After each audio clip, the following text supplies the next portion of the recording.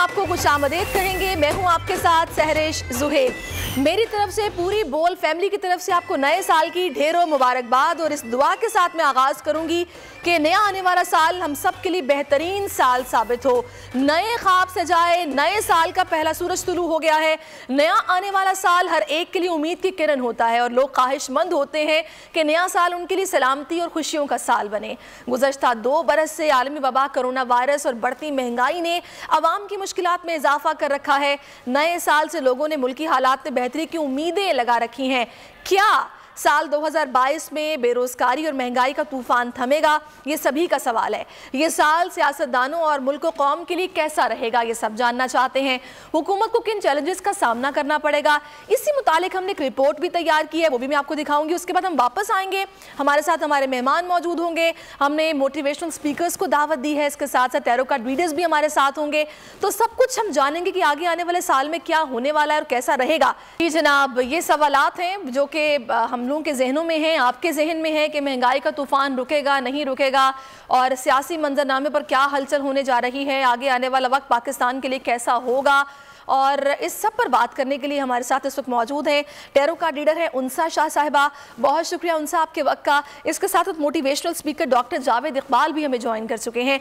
सबसे पहले मैं उनसा आपकी तरफ आती हूँ, वो सवाल जो कि मेरे भी जहन में है और सभी ये जानना चाहते हैं, क्योंकि आपने देखा है कि अभी हाल ही में पेट्रोल की कीमतें किस तरीके से बढ़ी हैं और गैस के बिल इतने ज़्यादा आ रहे हैं, गैस आ नहीं रही। तो महंगाई एक ऐसा मसला जो कि सभी का है। तो आपके कार्ड्स क्या बता रहे हैं? शेख साहब ने तो कह दिया कि 5वें साल में हम महंगाई कम करेंगे। आपको लग रहा है कि 2022 में कुछ महंगाई कम होगी? पहले तो आपको और बोल की पूरी टीम को और तमाम देखने वालों को मेरी तरफ से नया साल बहुत मुबारक हो। बहुत 2022 की बात करते हैं कि 2022 में क्या होगा। हमारी कैलकुलेशन यानी कि इल्मुल एदाद, एस्ट्रोलॉजी, टैरो कार्ड रीडिंग के हवाले से मैं आपको बताऊंगी कि ये साल जो है वो सयारा ज़हरा का साल है, वीनस का साल है, होप और पीस का साल है, नई उम्मीदों का साल है। लेकिन मनी, ये जो सयारा ज़हरा होता है ये पैसे का साल भी होता है। तो ये साल जो है पाकिस्तान के लिए का साल भी होगा, खासकर कर्जे उतारने का साल होगा। और जहां तक आप महंगाई की बात कर रही हैं तो महंगाई जो है वो कम नहीं होती हुई नजर आ रही। शेख साहब ने कहा होगा, लेकिन मेरे कार्ड्स, मेरे इल्म के मुताबिक जो कार्ड है 3 ऑफ पेंटिकल्स का कार्ड है, तो महंगाई जो है वो ऊपर आती हुई नजर आ रही है। कमी मुझे महंगाई में नजर नहीं आ रही। लेकिन दूसरे जो इदारे हैं जैसे टूरिज्म है, ट्रैवल है, एजुकेशन है और बहुत सारी जैसे टैक्सेस हैं, बहुत सारी चीज़ें जो हैं वो पाकिस्तान की इकॉनमी काफ़ी बेहतर होती हुई नज़र आ रही है। लेकिन आवाम के लिए कोई रिलीफ इस साल मुझे उनको मिलता हुआ नज़र नहीं आ रहा। हाँ, उनसा ने जो बातें कही हैं यकीनी तौर पर आपको सुनकर अच्छा नहीं लगा होगा, लेकिन दुआ जो है वो चीज़ों को बदल भी सकती है। हमारी दुआ है कि चीज़ें तब्दील हों और ये नंबर गेम चेंज हो जाए। जो पीस और होप का साल है उसी सूरत में पीस रहेगा अगर महंगाई कम होगी और लोग मेंटली फ्रस्ट्रेशन का शिकार नहीं होंगे। मैं डॉक्टर जावेद इकबाल की तरफ जाऊँगी। डॉक्टर साहब, जैसा कि हमने अभी उनसा से बात की है, वो ये बता रही हैं कि उनके कार्ड्स तो ये बता रहे हैं कि महंगाई कम होने वाली नहीं है। आप क्या कहेंगे अवाम के लिए जो कि परेशान है? जाहिर सी बात है महंगाई है, 2 वक्त की रोटी खाना गरीब आदमी के लिए मुश्किल है और अगर हालात ऐसे ही रहते हैं तो हमें किस तहम्मुल मिजाजी का दिखाना होगा, अपने अंदर मुजाहिरा करना होगा, करना क्या होगा? आपको क्या लगता है? देखिए, ये जो इल्म है, इल्म नुजूम और इस तरह के दूसरे इल्म, इसका तो मुझे बिल्कुल कुछ पता नहीं है और लिहाजा मैं इसकी बुनियाद पर तो कोई आपको कोई मशवरा नहीं दे सकता। नहीं, मैं आपसे ये जानना चाह रही हूँ कि इसकी बुनियाद पर मेरा आपसे ये सवाल था कि वो लोग जो ऑलरेडी परेशान हैं, जिन्होंने इस नए साल से उम्मीदें लगा ली हैं कि चीज़ें बदलेंगी, इन केस नहीं बदलती चीज़ें, वैसे तो उम्मीद अच्छी रखनी चाहिए, उनके लिए आपका क्या मैसेज, आप उन्हें किस तरह समझाएंगे? देखिए बेटा, मैं अर्ज़ ये करना चाहता हूँ कि ये जो हमारी तकसीम है ना, कि ये 31 जनवरी को एक सेगमेंट टाइम का ख़त्म हो गया, अब एक नया सेगमेंट शुरू हो गया है, ये तकसीम सिर्फ हमें अपने जहन में बनाई हुई है। ये तो अदरवाइज तो हमारी ज़िंदगी के लिए ज़रूरी ये है कि टाइम को एक कंटिन्यूअस डायनामिक फिनोमेना समझते हुए हर लम्हे अपना एहतसाब करने की ज़रूरत है। ऐसा नहीं है कि 31 दिसंबर को बैठकर हम पूरे साल का जायज़ा लें कि ये कोई टैक्स की रिटर्न थोड़ी है जो 30 हमने जून को भरनी है। ये तो जिंदगी एक डायनामिक बहता हुआ दरिया है। तो जिंदगी को अच्छे तरीके से गुजारने के लिए हर लम्हे चौकन्ना रहने की जरूरत है। जो एक लम्हा गुजर गया है, जो पहले का वक्त गुजर गया है, उसका तज्जिया करके उसमें जो गलतियां हुई हैं उनको दूर करना चाहिए और अपने रवैये में तब्दीली लानी चाहिए। एक तो पहली बात जो मैं अर्ज करना चाहता हूं। दूसरी बात यह है कि जो बाहर के फैक्टर है ना, एक्सटर्नल फैक्टर, महंगाई है, बीमारी है, कोरोना है, ये तमाम चीजें हैं, ये बाहर के फैक्टर हर वक्त दुनिया में रहे हैं। आज से कोई 1000 साल पहले भी जब लोग बैठे होते होंगे तो वो यही बात करते होंगे कि जमाना बहुत खराब हो गया है, बड़ा मसला हो गया है। तो उसके लिए जिसको जो मेहनत करनी चाहिए वो करनी चाहिए। मेरे और आपके जुम्मे ये है कि हम अपनी एडवर्सिटी कोशेंट को, यानी अपनी इस सलाहियत को कि जब भी कोई मुश्किल आएगी तो उस मुश्किल को मैं कैसे फेस करूंगा, अपनी इस अहलियत को बढ़ाने की हर वक्त कोशिश करनी चाहिए। और ये कोशिश तभी मुमकिन है जब हम अपने आप को जानते हों, अपना तज्जिया कर सकते हों, जो कुछ हम कर रहे हैं उसके ऊपर एक बड़ी क्रिटिकल नजर रख सकते हों और अपने आप को तब्दील करने की और नई सलाहियतें हासिल करने की कोशिश करते रहें। अच्छा डॉक्टर साहब, इसमें जो एक फैक्टर जिसको मैं भी समझती हूँ कि हमने देखा है, ये पिछला जो साल गुजरा है 2021, आप बिल्कुल ठीक कह रहे हैं कि हर लम्हा ये सब कुछ ऐसे ही चलता रहेगा, बढ़ना है आगे और हम लोगों को मेहनत करनी है और चीज़ों को खुद ठीक करने की कोशिश करनी है।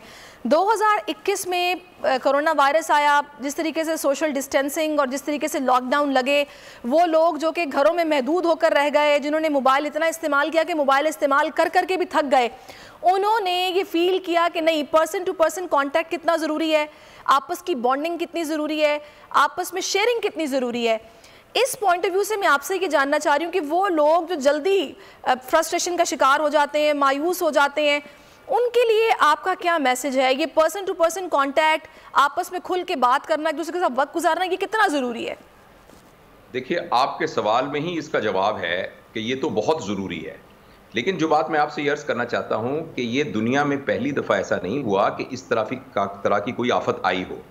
एक दफ़ा स्पेनिश फ्लू आया था जो इसी तरह पूरी दुनिया में फैला था। जंग अजीम हुई थी, जंग अजीम अव्वल, जंग अजीम दोम हुई थी और ये 9/11 का वाक़या हुआ था। और इस तरह के वाक़यात जब से ये दुनिया बनी है वैसे आते रहते हैं।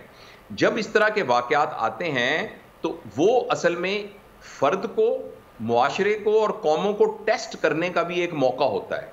वो तमाम अफराद और वो तमाम मुआशरे और वो तमाम कौमें जो मजबूत हों वो हमेशा मसाइल में से ज़्यादा मजबूत होकर निकलती हैं और वो लोग जो कमज़ोर होते हैं वो पिस जाते हैं। देखिए, मैं आपको मिसाल देता हूं कि बहुत सारी ऐसी बातें हैं जो कोरोना की वजह से बहुत बुरी हुई, लेकिन बहुत सारे ऐसी बातें हैं जो कोरोना की वजह से हमें समझ में आई। बिल्कुल। हमें ऑनलाइन टीचिंग का पता ही नहीं था, हमें इस बात का पता ही नहीं था कि ऑनलाइन बिजनेस के क्या क्या अपॉर्चुनिटीज़ हैं। तो हमारे यहाँ, मैं बहावलपुर में रहता हूँ, यहाँ हमारा एक नौजवान था, वो हमेशा अपनी बेरोजगारी का जिक्र करता था। जब कोरोना हुआ आज से 1.5 साल पहले, तो एक दिन मुझे मिला, उसने कहा डॉक्टर साहब मेरे तो मजे हो गए। मैंने कहा वो कैसे? उसने कहा जी मैंने ये देखा कि लोग घरों से बाहर नहीं निकलते, मैंने छोटा सा एक फेसबुक का पेज बनाया, मैं बर्गर बनाता था, मैं और मेरी बीवी और मेरा एक दोस्त मिलके, वो हमने ऑनलाइन मोटरसाइकिल पर सप्लाई करना शुरू कर दिए और मैंने तो 6 महीने में सोच भी नहीं सकता था कि कितने पैसे कमाए। तो मेरा कहने का मतलब ये है कि जितनी भी प्रॉब्लम्स होते हैं ना बेटा, इन प्रॉब्लम्स के अंदर इम्कानात मौजूद होते हैं। बिल्कुल। जितना हम गिरते हैं ना, उतना हमारे अंदर एक स्ट्रेंथ होने का मौका होता है कि हम उठ के खड़े होंगे और भागना शुरू कर देंगे। बिल्कुल, नो डाउट। और बिल्कुल आप, और दूसरा अल्लाह पे यकीन हो, और अगर आपकी मोटिवेशन इस तरह की हो, आपके अंदर पैशन हो, तो आप ज़रूर कुछ ना कुछ कर लेते हो। अभी इसी सिनेरियो में जैसा कि हमने देखा है कि कोरोना आने के बाद हम लोगों को अपनी हेल्थ कैपेसिटी का पता चला कि हमारे इदारे किस काबिलियत के हैं और हम लोगों को मज़ीद क्या करने की ज़रूरत है। बेहतरी भी आई है जहाँ पर कुछ प्रॉब्लम्स थी। उन साहब, ये भी कहा जा रहा है कि अप्रैल में 5th वेव इसकी एक्सपेक्टेड है, आपके कार्ड्स क्या कह रहे हैं? जी बिल्कुल, अप्रैल में 5th वेव हो सकती है, लेकिन कार्ड्स के मुताबिक जैसे कि 8 ऑफ कप्स का कार्ड है, नाइट ऑफ वॉन्ड्स का कार्ड है, तो पाकिस्तान को कोई खतरा मुझे मिलता हुआ नजर नहीं आ रहा। हाँ, यहाँ पर जो वेस्ट जो कंट्रीज हैं उसके लिए पेज ऑफ कप्स का कार्ड है। वेस्टर्न जो कंट्रीज हैं उनको नुकसान हो सकता है, वहाँ पर ज़्यादा स्प्रेड होता हुआ नजर आ रहा है, फैलता हुआ नजर आ रहा है, लेकिन पाकिस्तान को अल्हम्दुलिल्लाह कोई नुकसान इससे नहीं होगा। अच्छा, पाकिस्तान को इससे कोई नुकसान नहीं होगा। अच्छा उनसे वैसे कुछ इस लिहाज से आपको नज़र आ रहा है कि सिचुएशन अजीब रहेगी कि फिर से लॉकडाउन लगेगा, चीज़ें बंद होंगी, क्योंकि केसेस 44 के करीब तो कराची में ही रिपोर्ट हो गए ओमिक्रॉन के। मुझे लॉकडाउन होता हुआ नजर नहीं आ रहा। हो सकता है थोड़ा बहुत कुछ इलाकों में स्मार्ट लॉकडाउन हो सकता है, लेकिन मुझे जैसे पहले एक सिचुएशन थी 2020 और 2021 की जो सिचुएशन थी, जो बहुत वर्स्ट सिचुएशन वो होता है, तो आहिस्ता आहिस्ता हालात मुझे बेहतरी की तरफ जा रहे हैं, पीछे की तरफ नहीं जा रहे हैं। अल्लाह करे चीजें रिपीट होती हुई नजर नहीं आती। सही, अल्लाह करे ऐसा ही हो, क्योंकि काफ़ी लोग परेशान भी रहे इस वजह से। अच्छा डॉक्टर साहब, मैं आपकी तरफ वापस आती हूँ। देखिए, किसी भी इदारे में जो ह्यूमन रिसोर्स का डिपार्टमेंट होता है वो बहुत अहमियत का हामिल होता है, और जाहिर सी बात है हम लोग ह्यूमन रिसोर्स ही हैं किसी भी इदारे के लिए। जितने भी लोग काम करने वाले हैं, जो लोग जॉब कर रहे हैं या जो लोग जॉब नहीं कर रहे अपनी अपनी फील्ड में, भले कोई अपना प्राइवेट बिजनेस कर रहा है या जिस तरह भी काम कर रहा है, वो अब ये नोटिस किया गया है कि जिस तरह हम लोग एक पुर्जे की तरह काम कर रहे हैं, जैसे ही पुर्जे की ज़रूरत ख़त्म हुई उसको साइड पे कर दिया गया, एक दूसरा पुर्जा आ गया। ये ह्यूमन रिसोर्स की इम्पोर्टेंस पे मैं बात करना चाह रही हूँ कि अगर आप उसको इम्पोर्टेंस देंगे तो प्रोडक्टिविटी अच्छी होगी, आपको रिजल्ट्स अच्छे मिलेंगे। ये हम मशीनरी क्यों बन गए हैं? हम लोगों को एज ए ह्यूमन बीइंग उस तरह ट्रीटमेंट क्यों नहीं अब मिल रहा? हमारे रोज सड़कों पर देखते हैं, कभी असातिज़ा एहतजाज कर रहे हैं, कभी यंग डॉक्टर्स एहतजाज कर रहे हैं, कभी कोई एहतजाज कर रहा है, ऐसा क्यों है? देखिए, ये एक लंबी बात है, लेकिन मैं इस मुख्तसर वक्त में आपको कोशिश करूंगा कि इसका हिस्टोरिकल पर्सपेक्टिव बता सकूं। देखिए, हमारे आबाओ अजदाद बहुत हजारों साल पहले हंटर थे, वो शिकार करते थे और वो जो गोश्त मिलता था वो एक दिन के लिए काफ़ी होता था। जिंदगी गुजारने के इस तरीके के लिए कुछ और स्किल्स की ज़रूरत नहीं होती थी। उसके बाद ये हुआ, एक दौर आया जिसको एग्रीकल्चर दौर कहते हैं, और ये पता लगा कि आप अगर कोई ज़मीन से उगाना शुरू कर दें तो वो अनाज 6-6 महीने के लिए, साल के लिए काफ़ी होगा। तो मुआशरे को ये ज़रूरत पड़ी कि यहाँ डिस्ट्रीब्यूशन ऑफ लेबर की जाए, औरतें ये काम करें, मर्द ये काम करें। उसके बाद जब पहिया इजाद हुआ तो अचानक एग्रीकल्चर एज कन्वर्ट हुई इंडस्ट्रियल एज के अंदर, और ये पता लगा कि उतनी ही मेहनत करने के बाद तो हम उससे बहुत गुना कमा सकते हैं। और ये सदियों तक ये इंडस्ट्रियल एज रही, जिसके अंदर फिर ये सारी ग्रोथ और सारी टेक्नोलॉजी की ग्रोथ हुई। इंडस्ट्रियल एज में सबसे अहम चीज पुर्जा थी। अगर पुर्जा ठीक काम कर रहा हो तो इंडस्ट्री ठीक काम करती है। इस इंडस्ट्री को चलाने के लिए जो सिस्टम डेवलप हुआ उसे मैनेजमेंट कहते हैं, और मैनेजमेंट का उसूल ये था कि तमाम पुर्जे ठीक काम करते रहें, और ह्यूमन रिसोर्स को भी एक पुर्जा ही समझा जाने लगा। और ये कहा गया कि जिस तरीके से एक पुर्जा सही काम नहीं करता उसको ग्रीस दें, फिर काम नहीं करता तो उसको ठोकें, थोड़ा सा रिपेयर करें, फिर नहीं होता तो उसको रिप्लेस कर दें। तो इंसानों के साथ भी ऐसा ही ट्रीट किया जाने लगा। लेकिन आज से तकरीबन 40-50 साल पहले हम इंडस्ट्रियल एज से नॉलेज एज में शिफ्ट हो गए हैं, और दुनिया के अंदर यह बात समझ में आ गई है कि इंसानों को पुर्जे के तौर पर ट्रीट नहीं किया जाना चाहिए। लेकिन अनफॉर्चुनेटली तरक्की पजीर ममालिक, जिनमें हम भी शामिल हैं, अभी तक हमारा मैनेजमेंट का सिस्टम वही इंडस्ट्रियल वे ऑफ मैनेजमेंट के हिसाब से चल रहा है, जिसमें इंसानों को भी पुर्जा समझा जाता है। मैं जब सरकारी नौकरी में होता था तो पता लगता था कि वजीर ने कहीं विजिट किया, पता लगा एक एमएस सही काम नहीं कर रहा, उसको उठा के राजनपुर ट्रांसफर कर दिया, राजनपुर वाले को इधर भेज दिया, यानी इस पुर्जे को हटा के उधर भेज दिया, उस पुर्जे को उठा के इधर भेज दिया। ये मैनेजमेंट का पुराना फरसूदा सिस्टम है। नए सिस्टम में इंसान को पुर्जे के तौर पर नहीं समझना चाहिए, बल्कि इंसान के सिर्फ फिजिकल डायमेंशन के अलावा एक इंटेलेक्चुअल डायमेंशन है, एक इमोशनल डायमेंशन है और एक स्पिरिचुअल डायमेंशन है। और आजकल पूरी दुनिया के अंदर लोगों को डील करने के लिए जो चीज मैनेजमेंट को रिप्लेस की है उसको लीडरशिप कहते हैं। और लीडरशिप का यह मतलब होता है कि इंसानों को इन 4 सतहों के ऊपर जज किया जाए और पुर्जे के तौर पे जज ना किया जाए। तो बिल्कुल आप ठीक कह रहे हैं, बिल्कुल आप ठीक कह रहे हैं। मैं आपको बताइए, वैसे तो उसका एक लॉन्ग बैकग्राउंड है। बिल्कुल जरूर बिल्कुल आप सही कह रहे हैं डॉक्टर साहब। अच्छा, मुझे उनसे ये बताएगा आप, जैसे कि ये भी पुर्जे की बात हो रही है और डायमेंशंस की बात की है मुख्तलिफ डॉक्टर साहब ने, यूथ की मैं बात करना चाह रही हूँ। अब आप आप यूथ के लिए ये नया आने वाला साल 2022 किस तरह का देख रही हैं? हर सिनेरियो में, पॉलिटिकली भी मैं बात कर रही हूँ और वैसे हर फील्ड में कितना फ्लरिश करता है इनको आप देख रही हैं? क्योंकि हमने ये देखा है कि जब ये पीटीआई की गवर्नमेंट आई है तो कुछ पॉलिटिक्स में तो यूथ काफ़ी आगे नज़र आई और नए लोगों को देखने का मौका मिला और एक यंग जनरेशन का पॉलिटिक्स में हमने इंटरेस्ट भी देखा। आगे आने वाले वक्त में अब क्या सिचुएशन है? जैसे कि मैंने आपको बताया, 2022 जो है सयारा ज़ोहरा का साल है, वीनस का साल है, और वीनस जो है वो फीमेल को रिप्रेजेंट करता है, फेमिनाइन एनर्जी को रिप्रेजेंट करता है। तो इस साल जो है ख़वातीन जो हैं वो बहुत हर चीज़ में इन होती हुई नज़र आ रही हैं, चाहे वो पॉलिटिकल हो या कैरियर वाइज हो। हर फील्ड में आप देखिएगा कि ख़वातीन जो है वो आगे होंगी हर चीज़ में। और उसके अलावा जो है यूथ के लिए भी मुझे लगता है कि सरकारी सतह पर बहुत सारी चीज़ें, यानी कि अगर वो बिज़नेस करना चाह रही हैं तो कारोबारी लिहाज से बहुत सरकारी तौर पे भी और वैसे भी इकोनॉमी के लिहाज से भी इन्वेस्टमेंट जो है वो आएगी, फॉरेन फंडिंग होगी। उसकी वजह से कारोबार जो है पाकिस्तान का बढ़ता हुआ नज़र आ रहा है। ट्रेन का निज़ाम बहुत अच्छा होगा और जो है स्पेशली जो गल्फ कंट्रीज हैं, सऊदिया है, टर्की है, ईरान है, रशिया है, ये जो कंट्रीज है वहाँ से मुझे जो है काफ़ी इन्वेस्टमेंट, और यहाँ पर जैसे CPEC है वो स्टार्ट हो जाएगा, गवादर। अच्छा साहब, जब ये सारी बातें आप बता रही हैं तो ये तो बड़ी पॉजिटिव बातें हैं और बड़ी अच्छी बातें हैं कि पाकिस्तान की इकोनॉमी बेहतर होगी, इन्वेस्टमेंट आएगी, टूरिज्म बढ़ेगा। तो इस सब में तो फिर हमें महंगाई भी कम होती दिखनी चाहिए ना? महंगाई वहीं की वहीं होगी और मुल्क तरक्की करेगा। जी बिल्कुल, देखिए जैसे मैंने ये सारी चीज़ों का जिक्र किया, उसके साथ जो है लॉ एंड ऑर्डर का जो सिस्टम है वो काफ़ी अच्छा होगा।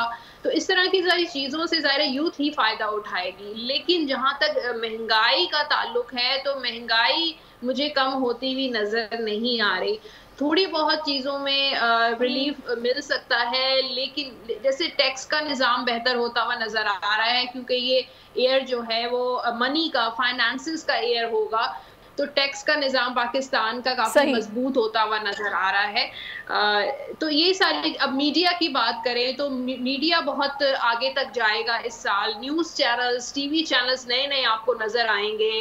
फाइनेंशियल इश्यूज जो काफ़ी अरसे से मीडिया जो है फेस कर रहा है, तो वो चीज़ें ना काफ़ी बेहतर होती हुई नज़र आ रही हैं। वो सारा निज़ाम मीडिया का बहुत अच्छा होता हुआ नज़र आ रहा है। सिनेमा का रिवाइव है, क्योंकि 2 साल से हमारे जो मूवीज़ और सिनेमाज बिल्कुल बंद हैं, ऑफ हैं, तो वो चीज़ें मुझे दोबारा से रिवाइवल उनका नज़र आ रहा है। तो ये सारी चीज़ें यूथ के लिए ही फ़ायदा उनको मिलेगा। चलें, बड़ी ज़बरदस्त बात है ये कि यूथ को फ़ायदा मिलेगा। अच्छा, मैं यहाँ पर जैसे कि यूथ की बात कर रही हूँ तो मैं डॉक्टर साहब आपकी तरफ आती हूँ। हम लोग न्यूज़ बुलेटिन पढ़ते हैं, जाहिर सी बात है हर तरह की खबरें होती हैं, इंसान समटाइम बहुत डिप्रेस हो जाता है न्यूज़ बुलेटिन पढ़ने के बाद, क्योंकि जिस तरह की खबरें हम लोग पढ़ते हैं कि यकीन नहीं आता कि इंसान ये काम कर रहे हैं, इंसान कैसे ये काम कर लेता है। आपके सामने ही वो जो जाहिर जाफ़र का केस भी है कि बिल्कुल यंग लड़का, पढ़ा लिखा लड़का, और किस तरीके से वो मर्डर कर देता है और उसके बाद वो केस चल रहा है। इसी तरह हज़ारों केसेस हैं जिसमें हम देख रहे हैं कि बच्चों के साथ ज़्यादती होती है, उनको कत्ल कर दिया जाता है। ये कौन सी एनर्जीज़ हैं, ये क्या माइंडसेट है, इंसान किस तरह इस नहज पर पहुंच जाता है, और ऐसे लोगों के लिए आपका क्या मैसेज है जो लोग इस डगर पर जा रहे हैं, उनको समझने की ज़रूरत है? देखिए बेटा, मैं आपसे अर्ज़ करना चाहता हूँ कि जो आपने कहा है ना कि एक पढ़ा लिखा आदमी ऐसे कर सकता है, मुझे आप बताइए कि क्लास 1 से लेकर मास्टर्स की डिग्री तक किस जगह पर तालीम में अखलाकियात पढ़ाई जाती है? किस जगह पर तालीम में ये बताया जाता है कि मुआशरे में मौसर शहरी कैसे बनना है? हमारा तालीमी निज़ाम बुनियादी तौर पर इंसानों को पैसे कमाने वाली मौसर मशीनों में कन्वर्ट करने का एक निज़ाम है। जब हम बच्चों को स्कूल में दाखिल करते हैं तो हमारे जहन में ये होता है कि इस स्कूल में इसलिए दाखिल करेंगे कि इसके नंबर बहुत अच्छे आएंगे, जिसकी वजह से इसको किसी प्रोफेशनल कॉलेज में दाखिला मिल जाएगा। स्कूल की इंतज़ामिया का भी यही दावा होता है कि हमारे यहाँ बच्चों के नंबर बहुत अच्छे आते हैं, और हम इस तालीम से, जिसका मकसद सिर्फ एक अच्छी जॉब दिलवाना है, हम ये तवक्को रखते हैं कि उससे एक सुलझे हुए इंसान डेवलप होंगे। तो ये हमारी बेवकूफ़ी है। मुआशरे में जो कुछ हमें नज़र आ रहा है, वो जो आपने कत्ल की बात की, जो नौज़ायदा बच्चों को कल परसों आ रहा था कि कहीं गटर में फेंक के चले गए, और इस तरह की जो सारी बातें नज़र आती हैं, इन सब के पीछे एक तरबियत के निज़ाम का फुकदान नज़र आता है। अनफॉर्चुनेटली पिछले बहुत सारे सालों से हमने इस बात पर कोई तवज्जो नहीं दी। अब भी जो हम कहते हैं ना, यूथ तरक्की कर रहा है, यूथ ग्रो कर रही है, तो बुनियादी तौर पर जो यूथ ग्रो कर रही है वो यही है कि इनको हमने एंटरप्रेन्योर बना दिया है, हमने इनको पैसे कमाने के लिए चीजें बता दिया हैं। तो पैसे कमाने की मशीनें बनाना तो किसी इंसान को इंसान बनाने के यानी साथ कंपेयर आप नहीं कर सकते हैं। तो मुआशरे में जो कुछ ये बुरा हो रहा है, और ये हमें इस बात को बहुत संजीदगी से सोचना चाहिए और खुशफहमी में नहीं रहना चाहिए। हमारी यूथ की डायरेक्शन ठीक नहीं है, और इसमें यूथ का कसूर नहीं है, इसमें कसूर यूथ से पहले वाली जनरेशन का है, जिन्होंने बच्चों का किबला दुरुस्त नहीं किया। अभी भी हमें देखिए, मैं अगर आप थोड़ा सा मुझे टाइम दीजिएगा, 2-3 मिनट में बात खत्म कर लूंगा। अगर मुझसे कोई ये पूछे कि यूथ का इस वक्त प्रॉब्लम क्या है, यूथ का सबसे बड़ा प्रॉब्लम यह है कि यूथ अपने आइडेंटिटी क्राइसिस के अंदर है। यूथ को पता ही नहीं है कि हम क्या हैं। मसला हम किसी से पूछें कि हम क्या हैं, हम कहते हैं हम मुसलमान हैं, हम कहते हैं हम पाकिस्तानी हैं, फिर हम कहते हैं मैं इंसान हैं। अच्छा, मुसलमान होने की जो बेसिक रिक्वायरमेंट है वो ये है, मजहबी उससे हटकर, कि मेरे हाथ से, मेरी नीयत से, मेरे जबान से किसी और को नुकसान ना पहुंचे। तो क्या ऐसा हो रहा है? नहीं। अच्छा, मुसलमान की पहचान ये है कि जो मैं अपने लिए पसंद करूं वही मैं किसी और के लिए पसंद करूं। अब ये वो बुनियादी पहचान है? ये तो है ही नहीं। तो सिर्फ रिचुअलिस्टिक मजहब जो है वो मेरी जबान में से बस निकल रहा है। इसी तरह पाकिस्तानी होने की से मेरी एक पहचान होनी चाहिए, इंसान होने की नीयत से मेरी एक पहचान होनी चाहिए। तो मैं इस बात पर बहुत शोर मचा रहा हूं, और बहुत अरसे से बहुत सारे और दोस्त भी ये कह रहे हैं कि ये हुकूमत की जिम्मेदारी है, इदारों की जिम्मेदारी है, आप लोगों की जिम्मेदारी है, मीडिया की, कि हम यूथ को सही उनकी पहचान बताएं कि हमारी पहचान क्या है। ये यूथ को सही पहचान बताने के लिए हमें तालीम के निज़ाम को भी बेहतर करना पड़ेगा। हम ये तो बार बार सुनते हैं कि तालीम का निज़ाम यकसा करेंगे, गरीब का बच्चा भी वही तालीम हासिल करेगा, अमीर का बच्चा भी वही तालीम हासिल करेगा, जो कि फ़िलहाल तक तो होता दिखाई नहीं दे रहा। उन साहब, आपको क्या नज़र आ रहा है, 2022 तालीमी निज़ाम के हवाले से कैसा साल रहेगा? रिफॉर्म्स आएंगी, चीज़ें बेहतर होंगी?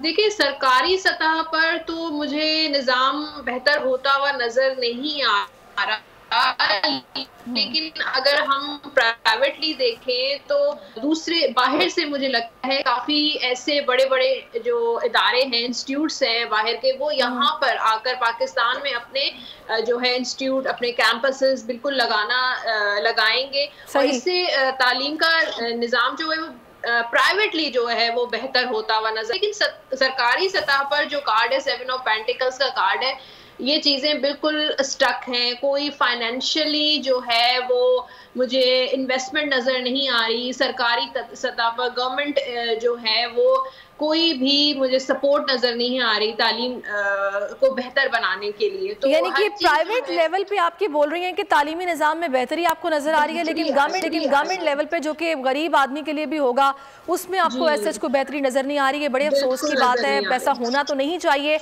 लेकिन आपके कार्ड्स अगर ये बता रहे हैं तो हम अरबाब इख्तियार से यही दरख्वास्त करेंगे कि प्लीज़ इस पर नज़रसानी करें और इस चीज़ों को ठीक ज़रूर कीजिए, क्योंकि ये नया साल है और लोगों ने काफ़ी उम्मीदें आपसे बांधी हुई हैं। मैं डॉक्टर जावेद इकबाल का शुक्रिया अदा करूंगी, इस वक्त हमें ज्वाइन कर चुके हैं उमैर जालियावाला। उमैर, बहुत शुक्रिया आपका। सबसे पहला सवाल मैं आपसे करने से मुबारकबाद दूंगी नए साल की, और यही दुआ है कि ये साल आपके लिए बहुत अच्छा साबित हो। मुझे ये बताइएगा, आपकी क्या तवक्कुआत है इस नए साल से?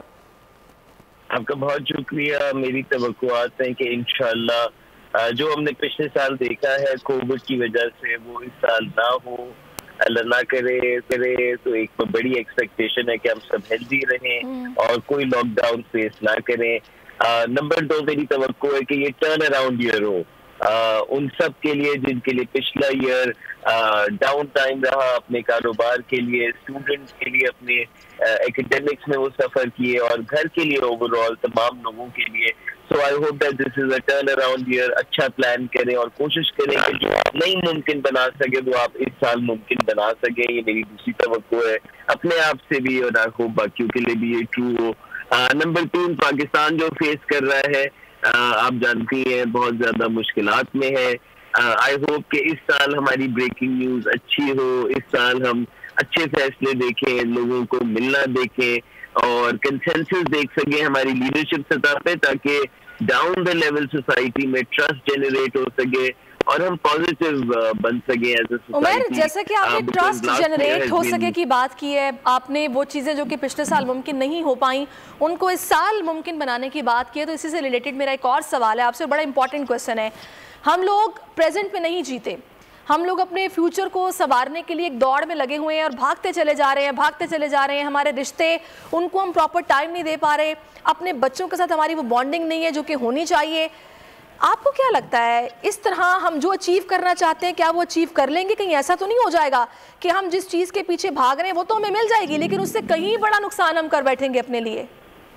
जी बिल्कुल, आई बिलीव इन दिस कि आप जिस चीज के पीछे भाग रहे हैं वो तो आपको जरूर मिल जाएगी, अल्लाह का भी यही वादा है। लेकिन आपका जो पहला जो पॉइंट है वो बहुत इंपॉर्टेंट है कि ऐसा ना हो कि आप अचीव कर लें और उसमें आपके घर वाले साथ शामिल ना हो, उसमें आप अपने दोस्तों को खो बैठे हैं, उसमें आप जिस अंदाज में वो अचीव करें उस पर रिग्रेट आपके अंदर बिल्ड हो। तो बैलेंस इज वेरी नेसेसरी और आज के दौर में अपने साथ वक्त निकालना बहुत चैलेंजिंग हो गया है। तो ये भरपूर एडवाइस दी जाती है कि अपने साथ वक्त निकालें और अपनी प्रायोरिटीज में जरूर रखें। यानी बिजनेस है तो जरूर बिजनेस है, but business is not life. इसी तरह आपकी जॉब है, so job is not life. Studies है तो studies is not life. Life has studies, life has a job, life has a business. What else does a good life have? और जिंदगी में क्या होता है? तो जो आपने बातें की उनको जरूर रिश्तों को अहमियत देना और उन पर तवज्जो देना जरूरी है। अच्छा, इसमें मैं उनसे आपकी तरफ भी आऊँगी। उमर, एक और सवाल है जो कि मेरे जहन में आ रहा है। देखिए, हम लोगों ने देखा है कि इस पिछले साल में लोगों में बहुत फ्रस्ट्रेशन पाई गई है, बहुत ज़्यादा सुसाइड के केसेस हम लोगों ने देखे। कुछ लोग मुआशी बदहाली का शिकार थे, कुछ झगड़े में कत्ल कर देते हैं और छोटी छोटी बातों पर कत्ल हो जाते हैं। बस इंसान इतना परेशान हो जाता है देख के कि बाज़-औक़ात 1000 रुपये के झगड़े पर कत्ल हो गया। ये चीज़ भी देखी गई है। अपने अंदर पॉजिटिव एनर्जीज़ को पैदा करना, अपने अंदर पॉजिटिविटी को लाना, ये कितना मुश्किल है, लेकिन मुमकिन कैसे, ये भी बताइए। जी देखिए, आप भी अपने अंदर ये रखती हैं, मैं भी अपने अंदर ये रखता हूँ। हर इंसान अपने अंदर एक जानवर भी रखता है और उस जानवर से ग्रेजुएट करना इंसानियत पे आना है। लेकिन जब हम मुश्किल में होते हैं, जब हमारे पास रोटी नहीं होती, जब हमारे पास पैसे नहीं होते, जब कोई हमसे हमारी शनाख्त ले, जब हमारे किसी अहम बिलीफ को क्वेश्चन करे, तो हमारे अंदर का वो जानवर जाग जाता है। और ऐसे वक्त में अपने ऊपर कंट्रोल बिल्ड करना बहुत जरूरी है। ये एक सफर है जो बतौर सोसाइटी हमने तय करना है, लेकिन अनफॉर्चुनेटली सोशल मीडिया की वजह से हम कुछ, और सिर्फ हम नहीं बल्कि सारी दुनिया ज्यादा एक्सट्रीम हो गई है, ज्यादा पोलराइज्ड हो गई है। लेकिन आप देखें कि ये लड़ाई जब होती है तो उसके बाद कोई ना कोई हल भी निकल आता है। बहुत बड़ी खुशाइन बात है कि हमारे प्राइम मिनिस्टर ने ये कहा कि अब किसी को इजाजत नहीं दी जाएगी कि वो नबी सल्लल्लाहु अलैहि वसल्लम का नाम वायलेंस में इस्तेमाल कर सके। अब जो हुआ वो बहुत बुरा है। हम सब ने बतौर नेशन, लेकिन उसके बाद ये अहद कर लिया, हम सब इकट्ठे हो गए इस बात पे कि हमारे नबी ने कभी वायलेंस प्यार नहीं किया। तो देखें कि ये मुश्किलात के बाद ऐसे बड़े फैसले भी हो जाते हैं, लोग इकट्ठे भी हो जाते हैं। आज जो बड़े ममालिक हैं, यूरोप जो है, वो भी बड़ी मुश्किलात से गुजर के वहां तक पहुंचे जहाँ तक पहुंचे हैं। उन्होंने भी वो करके खून बहा के ह्यूमन राइट। तो मुझे लगता है कि पाकिस्तान वर्क इन प्रोग्रेस है, सिविलिटी के मराहिल तय कर रहा है और इसमें हम सबको कोशिश करनी चाहिए। बिल्कुल कोशिश करनी चाहिए। जहाँ किसी को होपलेस देखें वहाँ उसकी मदद करें, उसके साथ उसको कहें कि मुझसे शेयर करो अपना प्रॉब्लम, उसका हल निकालने की कोशिश करें। कर लें बिल्कुल बिल्कुल बिल्कुल। और वो लोग जो बहुत ज़्यादा तालीम याफ्ता नहीं है, अव्वल तो तालीम बहुत ज़रूरी है, अपने बच्चों को तालीम दिलवाएं, इससे उनके अंदर शऊर पैदा होगा। और आप अगर इतने तालीम याफ्ता नहीं है तो आप किसी मजहबी स्कॉलर को सुन लें बैठकर, जहाँ कोई अच्छी बात सुनने को मिले उसको ज़रूर सुने, समझें और अपने अंदर ठहराव पैदा करें, पॉजिटिविटी लाएं, चीज़ों को बेहतर करने की कोशिश करें। और हमारा मजहब भी हमें यही सिखाता है कि आपका फ़र्ज़ है कि अपने इर्द गिर्द वालों का ख्याल भी रखें। इस वक्त हमें तज्ज़ियाकार फारूक आदिल भी ज्वाइन कर चुके हैं। मैं कि उनकी तरफ जाऊं और उससे पहले मैं उनसा से एक सवाल कर लेती हूँ। उनसा थोड़ा सा ज़रा पॉलिटिकल सिनेरियो पर भी बात कर लेते हैं। अब आगे जनाब मियाँ साहब के आने की भी कुछ खबरें गर्म हो रही हैं, कहा जा रहा है कि वो आ रहे हैं। अव्वल तो इमरान खान साहब ने कहा है कि जी वो नहीं आ रहे हैं, वो कोई समझौता होगा तो आएंगे, ऐसी बातें होती रहती हैं। आपके कार्ड्स क्या कह रहे हैं? देखिए मियां साहब के लिए जो कार्ड है वो पेज ऑफ पेंटिकल्स का कार्ड है, तो इस तरह की खबरें जो हैं वो मिलती रहेंगी पूरा साल। लेकिन मुझे नवाज शरीफ साहब की वापसी नज़र नहीं आ रही 2022 में, और अगर वापसी हुई भी तो इस साल के एंड में दिसंबर में कुछ सिचुएशन बन सकती है, लेकिन कुछ रिलीफ मिलता हुआ ज़रूर नज़र आ रहा है नवाज शरीफ साहब को। सेहत के लिहाज से जो मेरे पास कार्ड है, मियां साहब को अपनी सेहत का बहुत ख्याल रखना चाहिए, क्योंकि ये साल भी सेहत के हवाले से जो है वो उनके लिए अच्छा नहीं रहेगा। और बाकी उनकी पॉलिटिकल एक्टिविटीज़ वहाँ से जो है वो थोड़ी बहुत रह सकती हैं अपनी पार्टी के हवाले से, अदरवाइज जो कुछ बहुत ज़्यादा सही, ठीक है, मैं समझ गई आपकी बात। फारूक साहब, आपने उनसा की बात सुनी है? बड़े मियां साहब अभी तो नहीं आ रहे, वो कह रही हैं 2022 के एंड में आ सकते हैं, और पॉलिटिकल एक्टिविटीज ऐसे सच उनकी वो नहीं देख रही। आपको क्या लग रहा है, मियां साहब की वापसी और 2022 के इलेक्शन का साल होगा? ये तो देखे ना, ये जो सवाल आपने मुझसे किया इसका जवाब तो कोई नजूम ही दे सकता है, मैं तो नहीं दे सकता। सब्सक्राइब करें और बेल दबाएं ताकि कोई खबर रह न जाए।